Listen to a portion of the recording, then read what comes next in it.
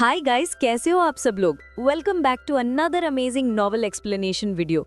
तो आज का एपिसोड काफी ज्यादा इंटेंस, मिस्टीरियस और एक्शन पैक्ड होने वाला है।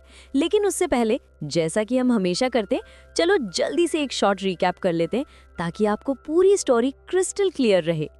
लास्ट एपिसोड में हमने देखा था कि जियाओ यान सक्सेसफुली एंटर कर चुका था मैग्मा वर्ल्ड की डेंजरस गहराइयों में। ये कोई साधारण जगह नहीं थी। चारों तरफ सिर्फ आग, लावा और एंडलेस हीट। लिटरली ऐसा लग रहा था जैसे कोई हेल डायमेंशन हो। जैसे जैसे जियाओ यान आगे बढ़ रहा था, उसे रास्ते में कई पावरफुल मैग्मा लिजर्ड्स मिलते हैं। लेकिन हमारा भाई जियाओ यान किसी से डरने वालों में से नहीं है। वो सभी क्रीचर्स को एफर्टलेसली डिफीट करते हुए आगे बढ़ता जाता है।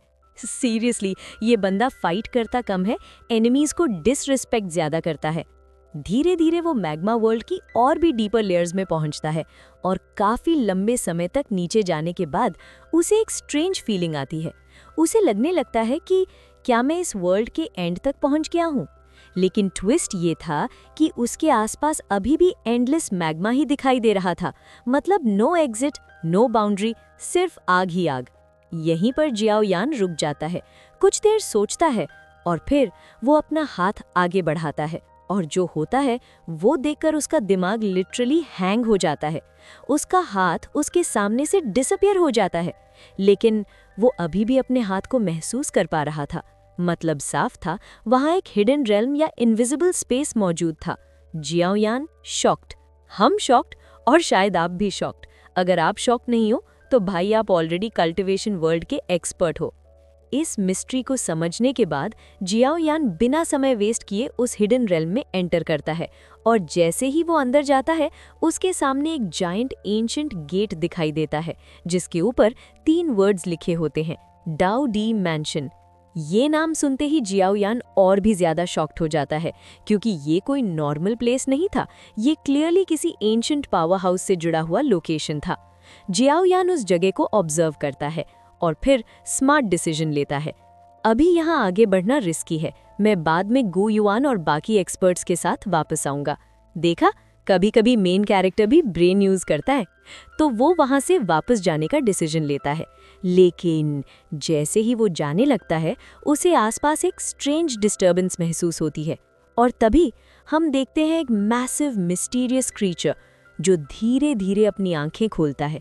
और उसकी आंखों से निकलने वाली एनर्जी इतनी पावरफुल थी कि जियाओ यान की बॉडी लिटरली फ्रीज हो जाती है। भाई इमेजिन करो, तुम रन करने जाओ और बॉडी बोले, नो ब्रो, आज नहीं। जैसे ही जियाओ यान उस टेरिफाइंग प्रेशर को महसूस करता है, वो तुरंत अपनी D state soul power activate करता है। अब जाकर उसे रियलाइज होता है, मैं बहुत बड़ी मुसीबत में फंस चुका हूँ। उसके आसपास का पूरा स्पेस ट्रेम्बल करने लगता है और तभी एक डीप कोल्ड वॉइस गूंजती है, लड़के, क्या तुम्हारे पास एंशिएंट जेड के पीसेस हैं?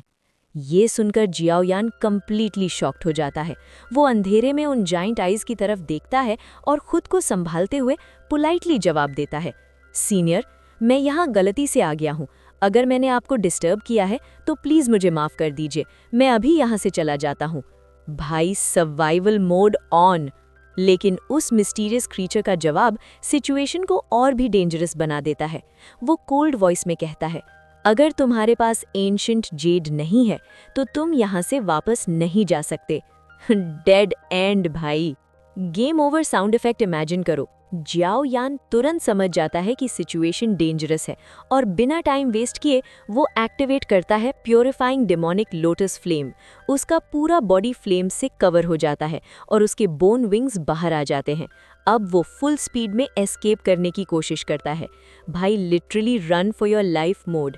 लेकिन वो मिस्टीरियस क्रीचर उसे इतनी आसानी से जाने नहीं देता। वो कहता है, तुम यहाँ से किसी भी हालत में नहीं जा सकते।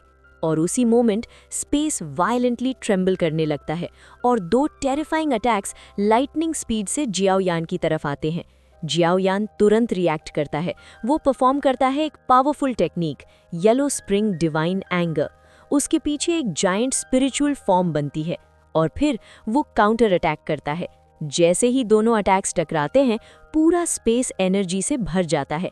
एक मैसिव एक्सप्लोजन होता है और कुछ समय तक सिर्फ एनर्जी वेव्स ही दिखाई देती हैं।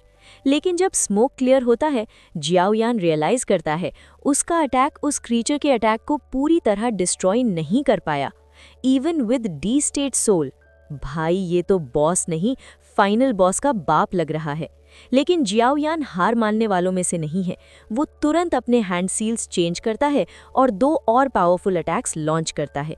इस बार फाइनली वो उस अटैक को डिस्ट्रॉय कर देता है, लेकिन रिजल्टिंग एनर्जी शॉकवेव उसे पीछे फेंक देती है। जियाओयान दूर जाकर रुकता है और पूरी तरह शॉक्ड हो जाता है। ये क्रीचर कितना पावरफुल है, इसके एक अटैक को रोकने के लिए मुझे अपनी पूरी पावर यूज करनी पड़ी। और यहाँ पर ऑडियंस भी लाइक, भाई अब क्या करेगा। अब सिचुएशन बहुत डेंजरस हो चुकी है। जियाओयान ट्रैप्ड है, सामने अननोन एंशिएंट क्रीचर है, एस्केप ऑलमोस्ट इम्पॉसिबल है। तो अब सवाल ये है, क्या जियाओयान यहाँ से बचकर निकल पाएगा? क्या इस क्रीचर का कनेक्शन डाउडी मैंशन से है? और सबसे बड़ा सवाल, एंशिएंट जेड का क्या रहस्य है?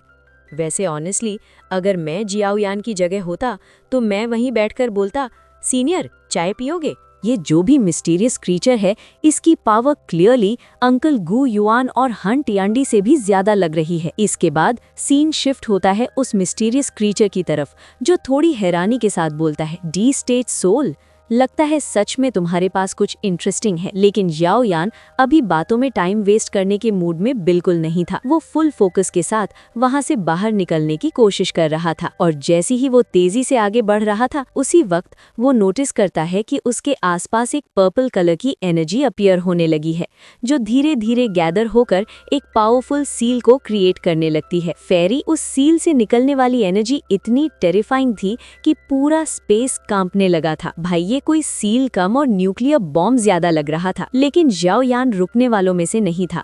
वो अपनी स्पीड और बढ़ाते हुए आगे बढ़ता रहता है। तभी उस सील के अंदर से एक अटैक लाइटनिंग स्पीड से जियाओयान की तरफ आता है। उस अटैक की पावर को महसूस करते ही जियाओयान अपने टीथ ग्राइंड करते हुए बोलता है, डैम इट, सिचुएशन बिल्कुल भी ठीक नहीं है। और बिना डिले किए वो अपनी सारी हेवनली फ्लेम्स को एक्टिवेट कर देता है और इंस्टेंटली क्रिएट करता है 2 एंग्री बुद्धा लोटस। फिर वो उन दोनों लोटस अटैक्स को उस सील की तरफ भेज देता है। दोनों लोटस अटैक्स बहुत तेजी से जाकर उस सील से टकराते हैं। बैंग बूम, एक मैसिव एनर्जी ब्लास्ट क्रिएट होता है। पूरा एरिया एनर्जी से भर जाता है। लेकिन शॉकिंगली उस सील को कुछ भी नहीं होता। वो अभी भी परफेक्टली स्टेबल था। भाई इतना ब्लास्ट के बाद भी अगर स्क्रैच ना आए तो समझ जाओ प्रॉब्लम बड़ी है। और तभी उस सील के अंदर से अटैक्स बाहर निकलने लगते हैं, जो सीधे जियाओयान को हिट करने के लिए आ रहे थे। ये देखकर जियाओयान इंस्टेंटली अलर्ट हो जाता है। वो एक बार फिर से हैंड सील्स बनाना शुरू करता है और तुरंत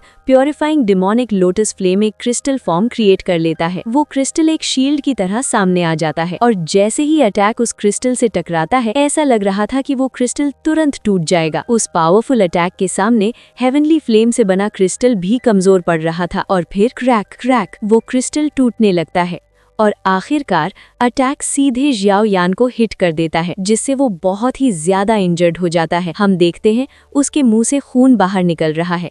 उसकी पूरी बॉडी ब्लड से भर चुकी थी। भाई इस पॉइंट पर तो एचपी लिटरली 1 रह गया था। लेकिन इतनी इंजरी के बाद भी जियाओयान टाइम वेस्ट नहीं करता। वो अपनी मूवमेंट टेक्निक और फ्राइटनिंग स्पीड का यूज करते हुए फिर से एस्केप करने की कोशिश करता है। इतना डेंजरस अटैक करने के बाद भी वो मिस्टीरियस क्रीचर कामली बोलता है, बेटर होगा अगर तुम यहीं मेरे साथ रुक जाओ। भाई ये इनवाइट है या वार्निंग डिसाइड ही नहीं हो रहा। और जैसे ही वो ऐसा कहता है, सील के अंदर से और भी ज्यादा अटैक्स बाहर आने लगते हैं, जो लगातार जियाओयान का पीछा कर रहे थे। ये देखकर उसकी हालत और भी खराब हो जाती है। इस वक्त जियाओयान लिटरली ऐसा फील कर रहा था जैसे वो रो पड़े, क्योंकि सच में इस क्रीचर का सामना करना उसके लिए अभी इम्पॉसिबल था। अगर वो क्रीचर अपनी फुल पावर यूज कर देता तो जियाओयान कब का मर चुका होता। इन सब बातों को सोचते हुए हुए जियाओयान उस जगह की तरफ देखता है जहां से वो इस रेल्म के अंदर आया था, और लकीली वो एग्जिट ज्यादा दूर नहीं था। ये देखकर उसके चेहरे पर एक स्लाइट स्माइल आ जाती है। भाई अंदर से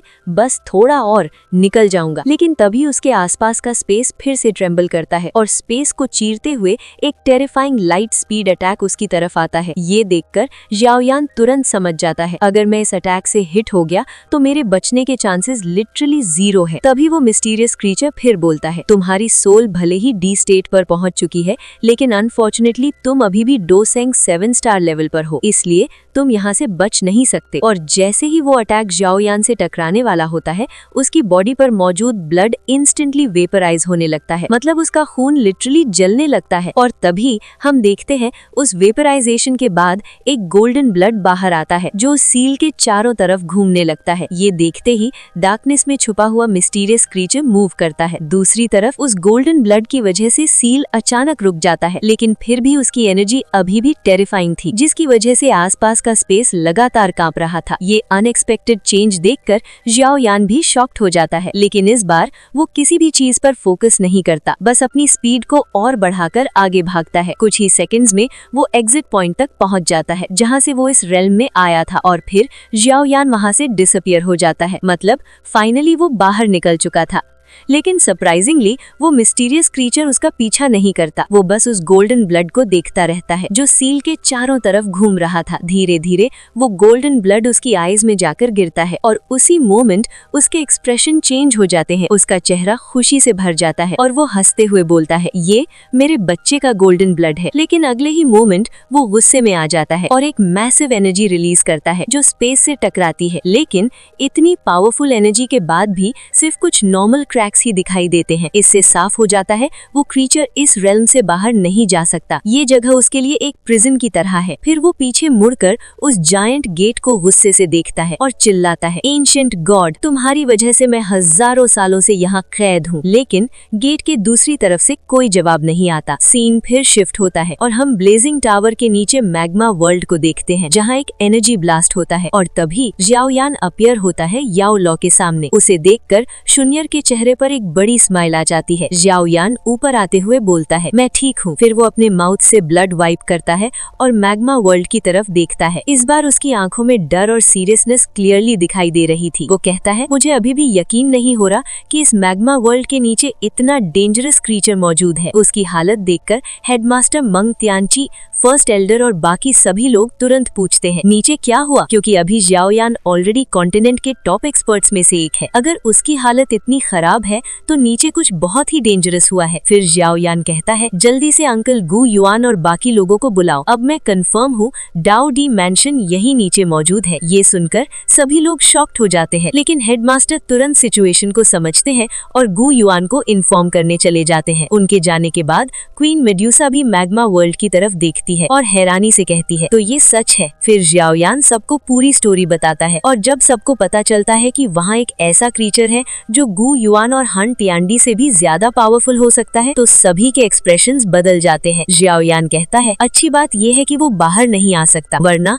हम में से कोई भी उसका एक अटैक भी नहीं झेल पाता। फिर वो सीरियस होकर कहता है, हमें हन क्लैन को रोकना होगा। अगर हन तियांडी ने डाओ टियर पिल अब्सॉर्ब कर ली तो उसे डाओ डी बनने से कोई नहीं रोक पाएगा। ये सुनकर सभी लोग डिटर्मिन्ड हो जाते हैं और कहते हैं, हम हन क्लैन को हर हाल में रोकेंगे। सीन फिर शिफ्ट होता है हन क्लैन की तरफ जहां हन तियांडी लीडर सीट पर बैठा है और उसके सामने एक आदमी घुटनों पर बैठा कांप रहा है, और यहीं पर एपिसोड एंड हो जाता है। नेक्स्ट एपिसोड में चीजें और भी ज्यादा क्रेजी होने वाली है, क्योंकि अब हन तियांडी और गु युआन को डाओ डी मैंशन का लोकेशन पता चल जाएगा। हन क्लैन एंट्री करेगा जानान एकेडमी में और शुरू होगी एक डेडली बैटल। तो गाइज, वीडियो को लाइक करो और कमेंट करके बताओ आपको ये पार्ट कैसा लगा। हम मिलेंगे नेक्स्ट एपिसोड में। Till then, stay tuned.